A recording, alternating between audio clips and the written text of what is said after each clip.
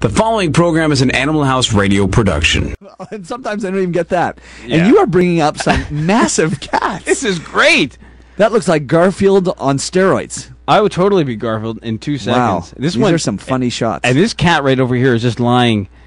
You know what? We're going to put some of these up on our website. On our website, yeah. This is amazing. We're going to have the fat cat thing. Yeah, this is great. No, obviously, no. When Romeo gets up, I wouldn't say he's stiff. I'd say that you can see he's not as quick. Right. He's not as fast. You know, okay. And that's what I mean by limber. If they're not as limber, they're not like jumping up. But he's definitely not like an 8-year-old lab that you see slow.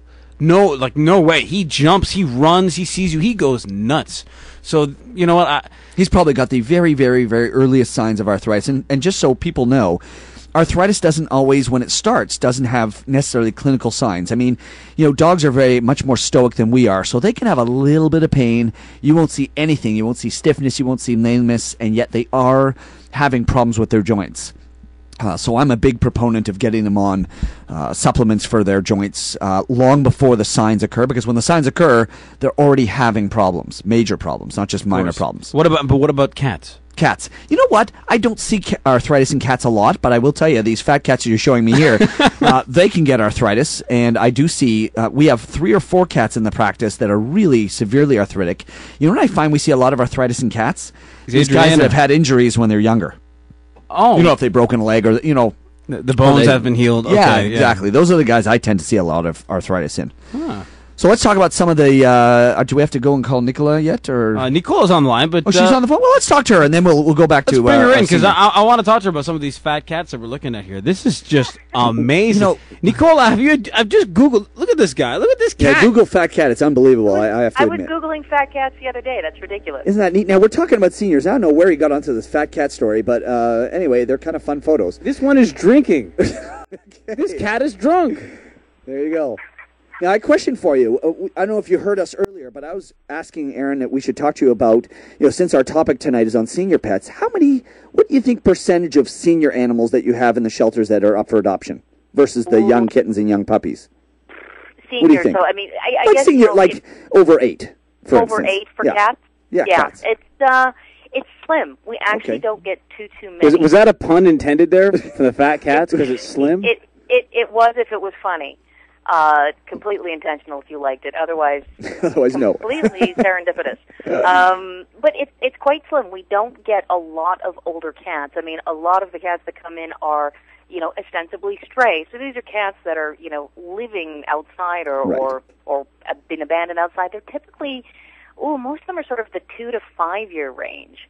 Now, is it your impression that these guys just don't, and it is mine, so I'm asking you if you would agree with me on this one, that we don't see a lot of senior stray cats, so they just don't live that long?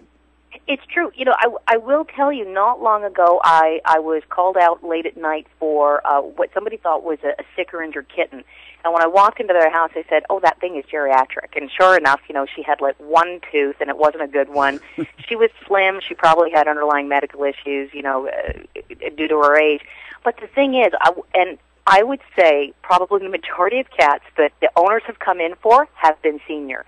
I have had owners claim a 25-year-old cat, believe it or not. Wow. This particular one I picked up a couple months ago was 19 and diabetic, and the guy was just so thrilled to have her back because, of course, she needed her medication. So, you know, oddly enough, the ones that get claimed are the ones that have, you know, lived out a great life, and, you know, people want them back, and they've invested, you know, 19, 20 years plus, and they're not about to give up on them. Right, but these are not strays. These are just guys that got out and were found, right?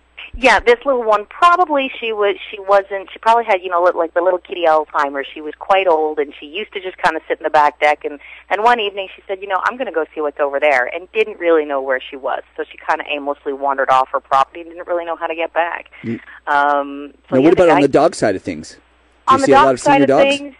Well, first of all, I don't really see a lot of stray dogs, do you? I mean, we don't have a lot of stray dogs in the city, or do we? Not what you would consider, you know, an unowned animal. The strays that you see running around, usually they've decided to take themselves for a walk, you know, they're just sort of, you know, thumbing their noses at their owner and saying, hey, you didn't take me out today, I'm going out anyway. Right.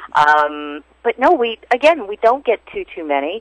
We've, actually, we had a 10-year-old poodle in just last week, and we thought, you know, I hope nobody's abandoned her because she's got a medical condition, whatnot. No, sure enough, The lady was also senior who owned her. She'd been affected by the blackout.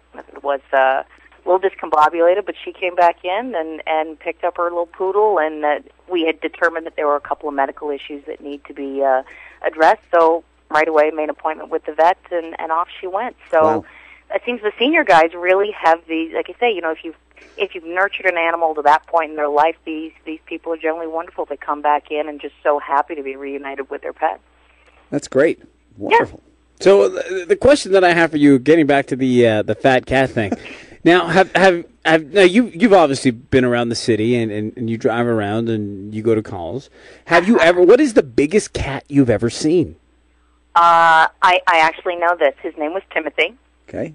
Probably still is Timothy, actually. I shouldn't say that. That sounded quite ominous. Well, no, you think big cat, you think bad health. So. Yeah. Well, unfortunately, Timothy's owner passed away, and Timothy came to us in under protective care, and I believe he was 28 pounds. That's one big kitty. He's actually on my Facebook site, Aaron, if you want to take a look at him. Cool. There's a picture of him there.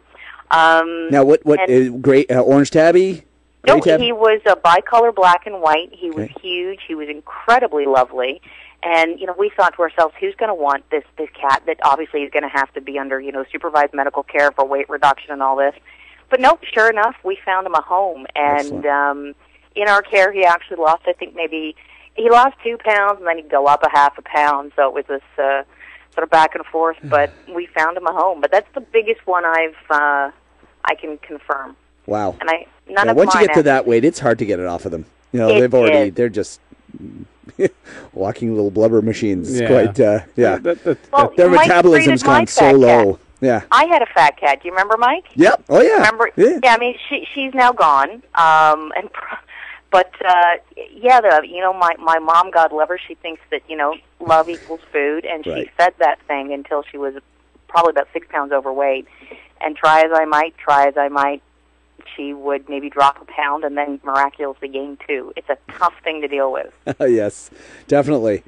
And it's, in my clinic, it's a lot of old Europeans, and that's, it's all about feed.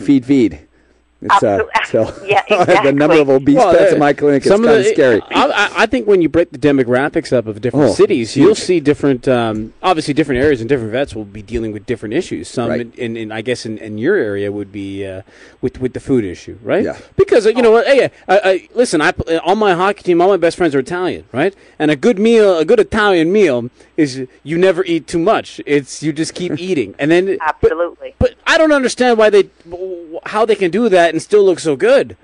That's what I don't get. Because they're playing hockey. That's the thing. They play hockey. I play hockey. Are you fat? I don't know. He wants me to say something. He's looking at me. Tell her, batting his eyes. Tell her I'm beautiful. I'm going to release that picture. Is Antonio Banderas fat? Come on, he's the Jewish version of. So he can't be fat. There you go. There you go. It's true. And Nicola, you're invited to my bar mitzvah. To whose bar mitzvah? His. Followed up. He's turning 13 again. Yeah. Really? Yeah. I hope that doesn't involve any unpleasant procedures. No, the Brits is afterwards. It's a 1-2 knockout punch. It's amazing. I'm performing the anesthesia. Oh, that's wonderful. That's wonderful. It's going to be amazing. Yeah. I love it. Nicola from Toronto Animal Services, 416-338-PAWS, www.toronto.ca/animal services for more information, for licensing, and for everything else in the city of Toronto for your animals. Nicola, you have yourself a wonderful weekend, and remember, when the snow is yellow, don't go near it. Thank you for the advice. This guy, I don't know.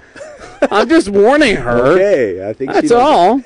That's love right there. It's to protect and to serve. Okay. I serve the community and protect Nicola. Nicola, you have a great weekend. Take care.